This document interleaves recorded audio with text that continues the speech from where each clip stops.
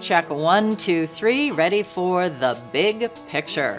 Dre, I do want to ensure that you see that I specifically wore stripes in honor of this interview. It's what you're all about.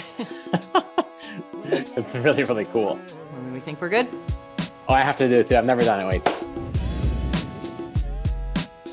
Well, Dre, you will be making history on Wednesday night in Laval as the first openly gay male official to work an American Hockey League game. What does that mean to you?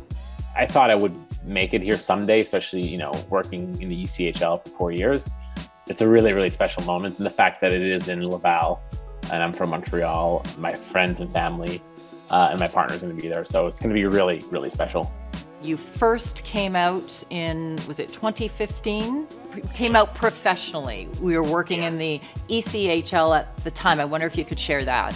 I came out when I was 22 or 21 or 22.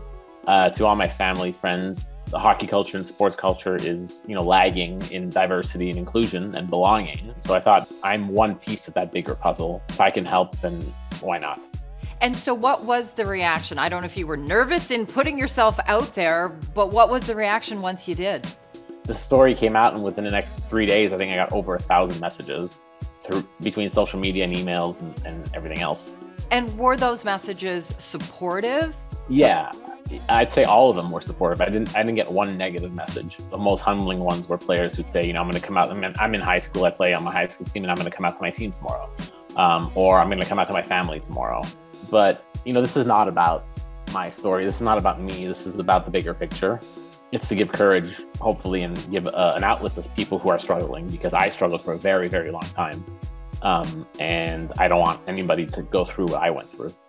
Because you do have to wonder, how many young kids do we lose from the game of hockey because they do see just this conformity? You must be a certain way, look a certain way, act a certain way. And if you're not, even if we're not telling you, you can't be part of this, you don't feel like you should because you don't fit in. So that's a great point, and that's important. That's just that sense of belonging and welcoming kind of spirit that I always talk about.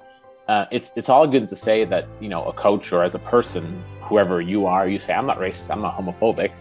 That's excellent, obviously, but you can't go from there and leap and then to say, therefore, there's no problem with hockey, because that's not at all the reality of it.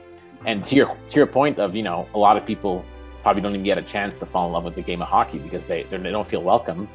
That's absolutely correct. I want to ask you about the slogan, hockey is for everyone. We know that the NHL uses it.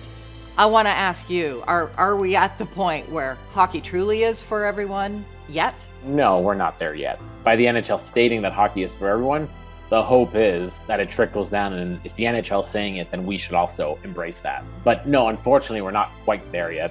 There's still, work to be done. You've said all along, this isn't about my story, but your story is an important one to have others look and see, oh, he did it, maybe I can. What is the message maybe that you would want others to hear? So the people who are struggling with their sexuality or with anything, I think my answer would be just talk to someone, anybody. I know it's hard, but as I mature a little bit into my mid-20s, I started talking to people about my struggles. That's kind of how I got out of it, is speaking to friends and family and to the community as a whole, hockey community and other, instead of having an opinion. Just listen to people who are telling you that there's a problem or are telling you that they've experienced this and that, because we're not, and they're not making it up. These are real problems. It's about mutual respect.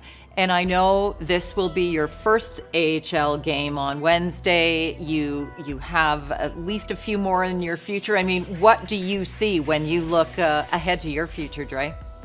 Well, my goal is always the same, is to make the NHL. That hasn't changed. And I hope to get, enough games in the AHL to get decent experience at this level.